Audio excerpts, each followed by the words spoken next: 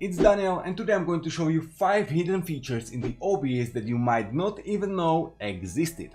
And if you are using them the right way, they can make your streaming experience much easier. So let's dive in. Okay, so for those who don't know, this is like the default layout in the OBS. Okay, scenes, sources, scene transformation, audio mixer, controls, and maybe you didn't know, but you can actually almost fully customize this interface inside the OBS. So in case, for example, let's say that I have too many scenes and I don't want to like scroll through them, I can simply drag the scenes tab and drop it next to my preview. Okay, so let's say that I want to drop it to the left from my preview. I will just drop it there. And now I got my scenes left next to my preview. So in case I would have too many scenes, I don't need to scroll anymore.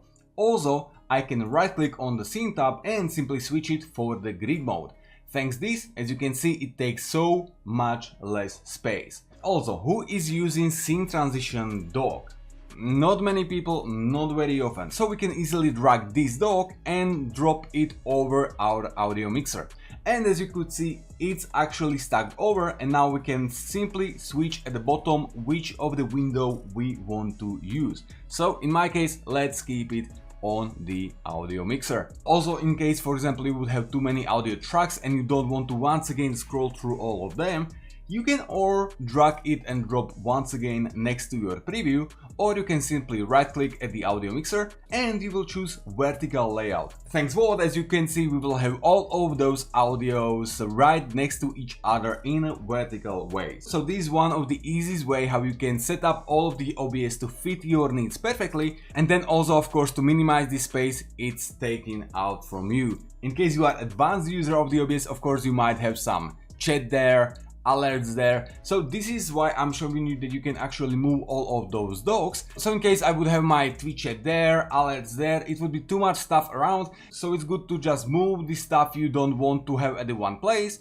or stack the other stuff that you are not using too much. Okay, so the hidden feature number 1 was that you can easily change your UI inside the OBS. You can move docks, stack docks, and also in case, for example, your stream is lagging or buffering or anything else and you have no idea what is happening, you can easily go towards the docks and add here some stats. Thanks this, as you can see, new dock pop out, and for example we can put it simply below our scenes, just like that, and now we have at the left our scenes, but also we got here all of these stats of our OBS, the CPU usage, FPS, skipped frames, and everything what you need to know in case you are streaming. So next time you will see in your chat the RIP or F or whatever else, you can check whether your stream is running normally or there is actually any kind of problem. Okay, now let's take a look on hidden feature number 2, multi-view. So let's say that in our OBS we got too many scenes. Okay, I got just some start, the end, the cam, you know, talk scene, whatever. Okay, so now let's say that we would have too many scenes and they are named pretty poorly and we have no idea what is below which scene. For this we can simply go towards the view at the top and then click on the multi-view window. Now as you can see, the new multi-view window popped out and we can see here all of our scenes. So this is the scene we are using at the moment. This is the other one with the webcam. This is starting soon. Yep, this is once again the cam scene, this is the talk scene, and so on. So thanks this feature you can easily see all of your scenes all at the one place, how they are looking at the moment in case you would switch towards them. So it's basically like in TV when you are seeing all of those big studios, you can see all of your previews. Also of course, in case you would click anywhere on your OBS studio, as you can see it will disappear towards the back. So you can simply use the trick that you will right click on your multi-view window and you will click always on top, and thanks this, wherever you will click on your OBS, it will stay always on the top. So then you can simply put it wherever you want and yeah, use it how you need. Okay, so the hidden feature number 3 is the preview scaling. I believe we all know the situation in the past when you added some new overlay or anything else and you needed to fit it pixel perfect, but on this preview you can do this pretty hardly. So for this, let's switch for the scene 3, I believe, and let's say that we would like to add this overlay and fit it right below our webcam. So as you can see, at the moment it would be pretty hard to fit perfectly, but in case I would switch for the preview scaling, that means I will right click on my preview, I will go to preview scaling, and I will change scale to window to canvas. As you can see, the image actually zoomed in, and thanks to the zoom I can be more precise in moving with my overlays or anything else. But at the moment, as you can see, we got still the arrow tool. That means that in case I would like to, for example, drag the preview to the left, I would still drag only overlays or any other of the sources. So for this I need to hold space, and as you can see now we got hand icon and we can move around in the canvas or even zoom in with the scroll or zoom out with the scroll once again. So now as we are already zoomed in, it's so much easier for us to adjust this overlay to fit our needs. Just like that. As you can see, we can even move it one more pixel to the left, just like that, and voila, pixel perfect fit overlay. And now of course, in case we are done, right click, preview scaling, and go back to scale to window. So voila, hidden feature number 3, preview scaling. Use it if you need it. Okay, the fourth hidden feature that you can use in the OBS is nested scene. What it basically means is that let's say that I have so many scenes and I got, for example, my alert setup or donation bar or anything else, okay? And I don't want to go for every of those scenes and change it at the every of the scene manually. So for that I can create new scene. I will, for example, call it overlay.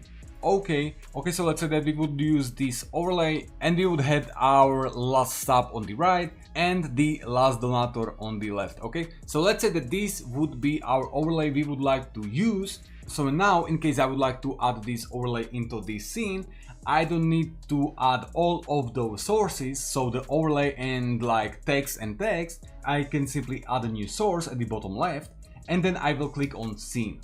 And here I will choose which scene I would like to add into this scene. So I will click on add existing, and then I will choose overlay, just like this.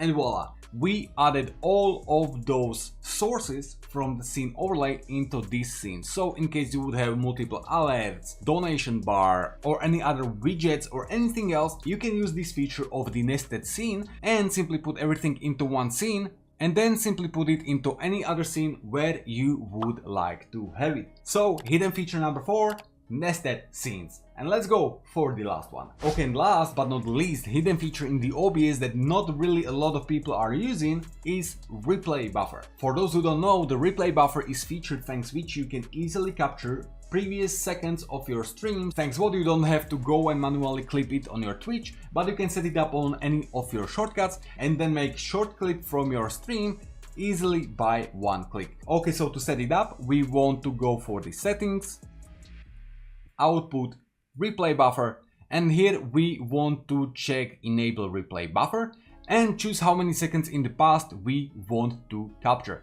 You can choose here 30 seconds or up to 2 minutes, depends of course on the content you are making, but watch out because as higher you will go, you will use much more power from your computer, so watch out what kind of number you are writing there. In case you are already struggling with your OBS, I would not use it at all. In case your stream is running just fine, you can choose there 30 or 60, and in case your PC is quite high, and you can choose there even 120, what is 2 minutes.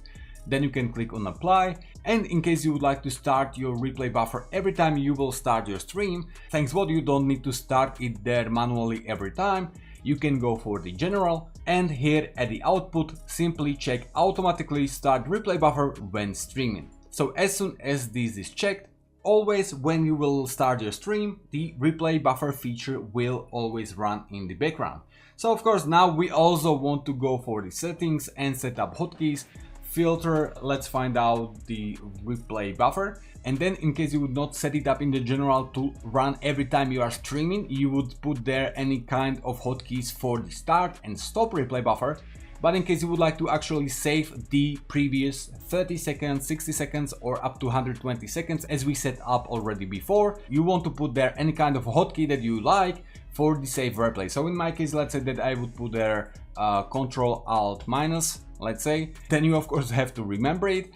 And every time I would stream, so the replay buffer would be running on the background, and for example I ace some clutch in the Valorant or say some insane joke on stream or anything else, I can simply hit the Control-Alt-, and it will capture for me the last 30, 60, 120 seconds of my stream, and I don't need to go back for my Twitch, watch my past broadcast and clip it manually. Okay, so this was the last hidden feature in the OBS that can make your streaming experience much easier. So that's all for this video. Really hope you found that what you were looking for.